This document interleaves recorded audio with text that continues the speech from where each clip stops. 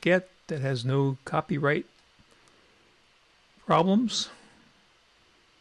So 5, 4, 3, 2, 1.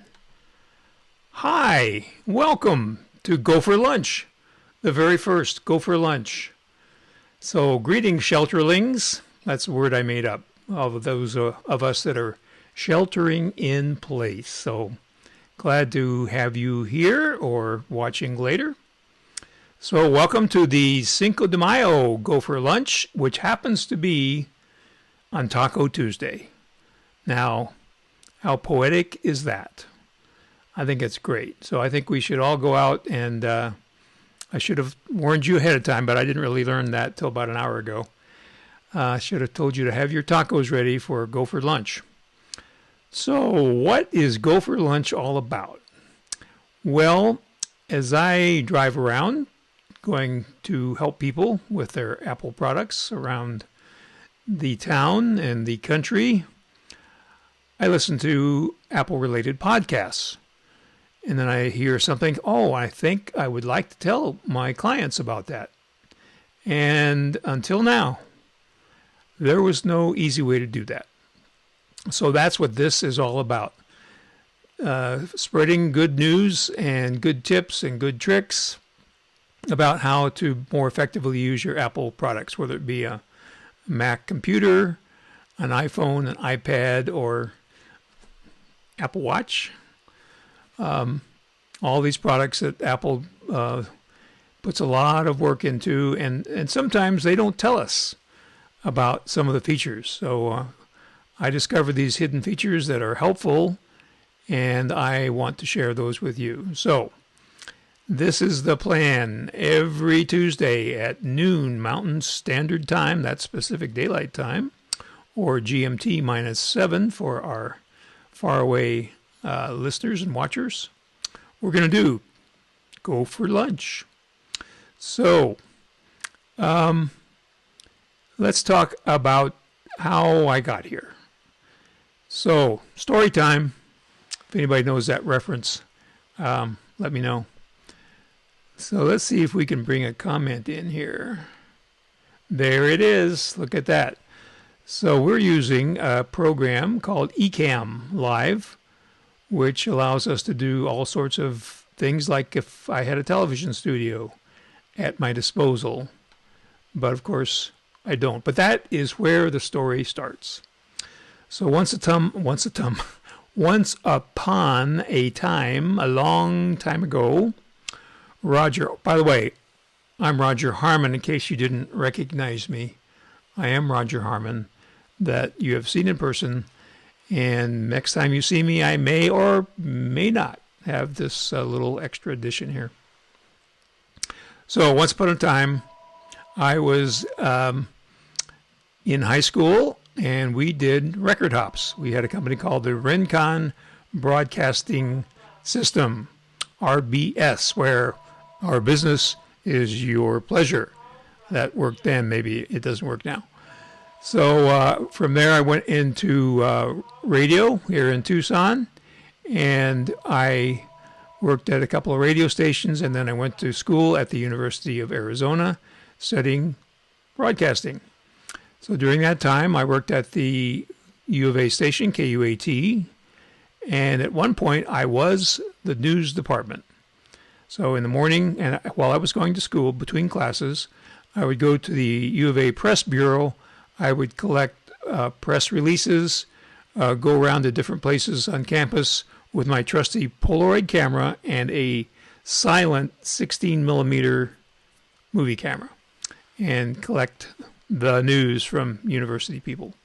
So then I go back to the studio, probably have gone to another class or two. The film would be developed by our film department, and I would prepare any graphic cards like title cards, which I was also the graphics department.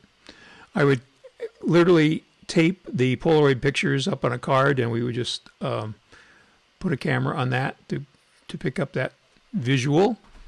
And then I was the anchor. I would deliver the 10 o'clock news. So that's how I got started. So I worked at Channel 13 as a director. I worked at Channel 9 as a cameraman and floor manager. And I worked at Channel 4, NBC local affiliate, as a director for over a year.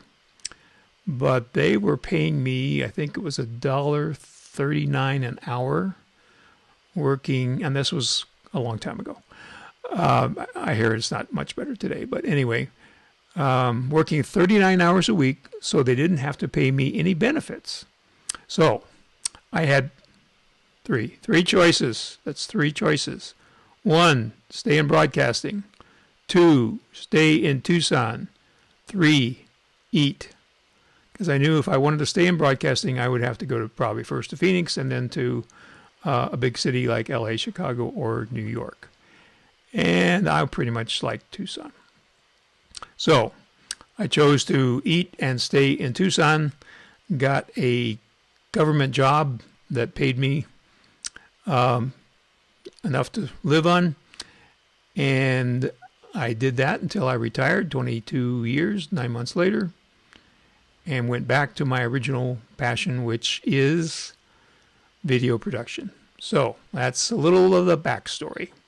That's how I got here. So now I have been studying going live on the internet. There's a company called Live Streaming Pros, and they have courses which I've taken.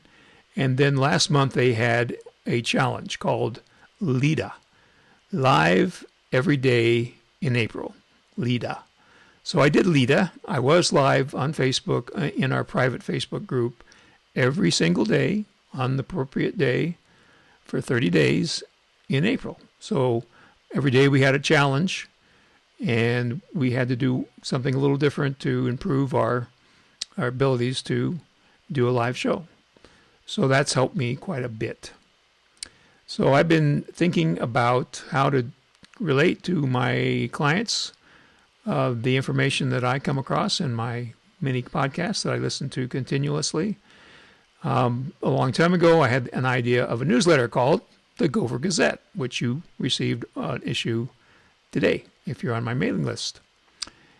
And if not, check below for my address. You can request to be on that mailing list. So we have launched the GoFor Gazette to announce GoFor Lunch. And in each of these different types of media, we will be giving you some tips, tricks along the way to help your life with technology be more productive and hopefully simpler. Speaking of tips, here is today's tips. So, a lot of you are on Zoom or other video conferencing meetings like Hangouts, Facebook Messenger groups, Microsoft groups, and FaceTime. So I want to give you a couple little tips so that you look good on those groups. Pardon me, I haven't had lunch, but I'm going to have a little cup of coffee here, a little product placement.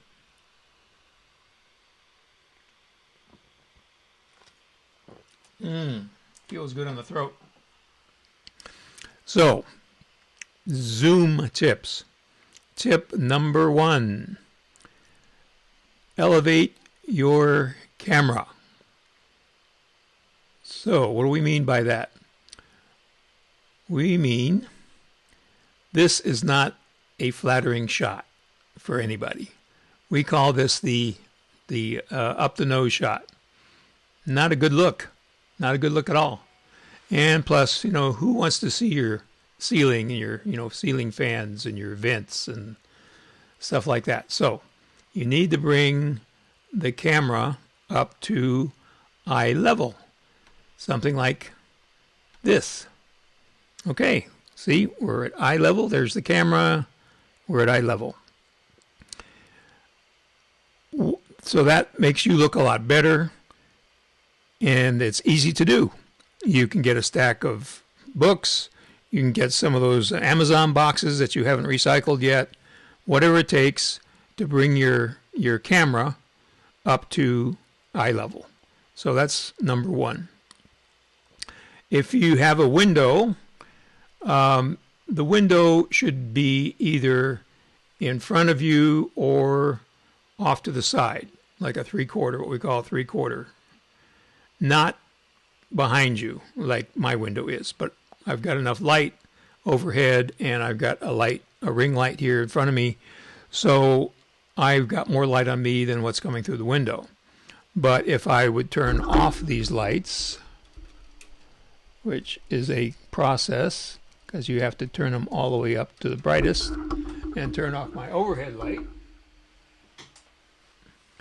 So now you see the window is the thing that you see the most, and you're in the dark.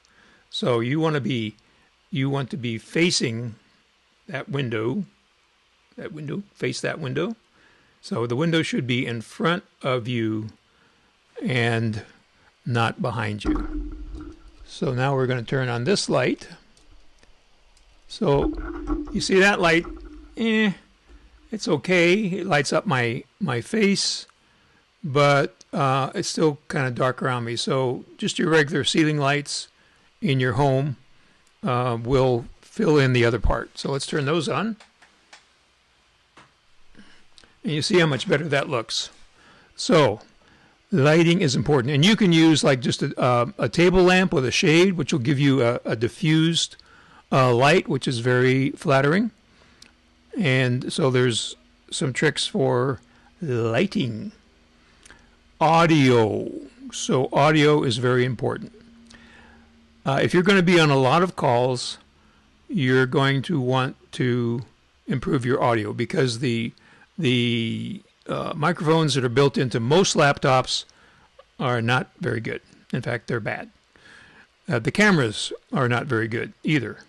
But you can't buy a webcam right now at a reasonable price because the demand has been so high. So a webcam that used to cost $60 before our crisis has been going for $200 to $300 for the same exact camera, if you could find one. So you're kind of stuck with your webcam for right now. But again, so a lot of groups are probably going to stay with, and businesses are going to stay with some portion of their activity being by video conferencing, because it just makes a lot of sense in a lot of different ways. So you should be equipped for the future. And I predict that the next round of laptops will have 1, better cameras, and 2, better microphones. In fact, the latest MacBook Pro, the 16-inch MacBook Pro that just came out, the web camera is not a big improvement. It's okay, but the microphones on that computer are excellent. So they say that they are podcast quality. And I have actually done some of my Lita Lives on it last month, and the audio was pretty good. So what else can you do for audio? Well, you probably have laying around the house earbuds. You probably got some with your phone. Let's get to our other camera here. So earbuds. And some earbuds, not all earbuds, have a microphone in the cord. So when you put that in your ear, that brings a microphone really close to your mouth. And some of them are a little lower. I've seen some people actually do this on video calls, where they actually kind of bring up the microphone closer to their mouth when they're actually speaking. And of course, when they're listening, they can just leave it down here. So utilize what you've got, the microphone with headset that came with your phone. So if you're going to do, again, if you know that groups that you're involved with are going to be doing video conferencing going on after we get out and about again, another way of getting a better microphone is a lavalier. Lavalier is the French word for lapel.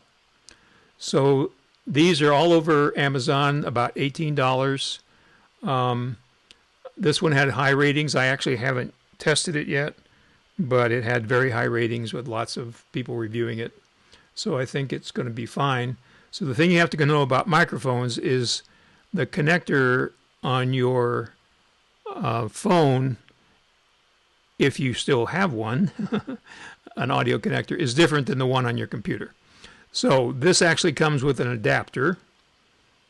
So the connector that comes hardwired to the microphone is what we call a tip ring sleeve, TRRS, tip ring sleeve. And that light is a little bright.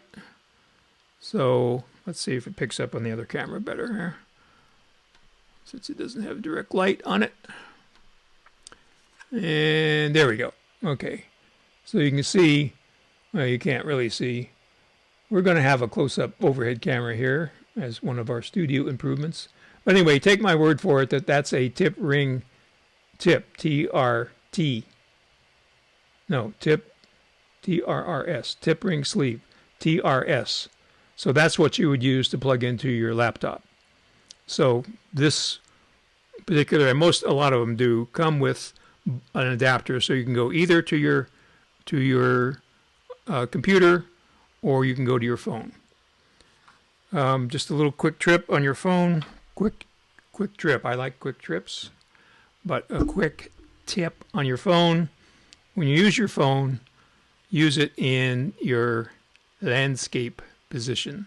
Okay, and also you can buy inexpensive tripods on Amazon. When you buy your lapel microphone, you can pick up a little tripod. Actually, you can even pick up a little tripod that has a ring light. So you can get the whole kind of kit there in one order. So you want to use the landscape so you don't waste your picture with the black bars on the edges, what you get when you hold it in portrait. Also, almost any time that you're taking a picture with your smartphone, this is the way to do it. Landscape. Fill up the frame. So if you take that great news photo and you sell it to a network station, you won't be embarrassed because you won't see the bars on either side, as we frequently see, because people are holding their phones wrong, in my humble professional opinion. So that is good audio for your Zoom calls. And another thing is just kind of be considerate of your surroundings, kind of find a calm area. Brief the people in your household that you'd really appreciate that they didn't, skateboard through the living room or wherever you are, and where, you're not having a TV running in the background. So just little considerations like that to make the experience less distracting for all the people that are watching you on a Zoom call. Well, here we have Carolyn DuPont. Sorry, Carolyn, I haven't been watching. Well, good afternoon to you. And I hope you're going to learn new things too. So this is a learning experience for me because I have to, I'm a one-man band here. I'm the talent. I'm the producer and director.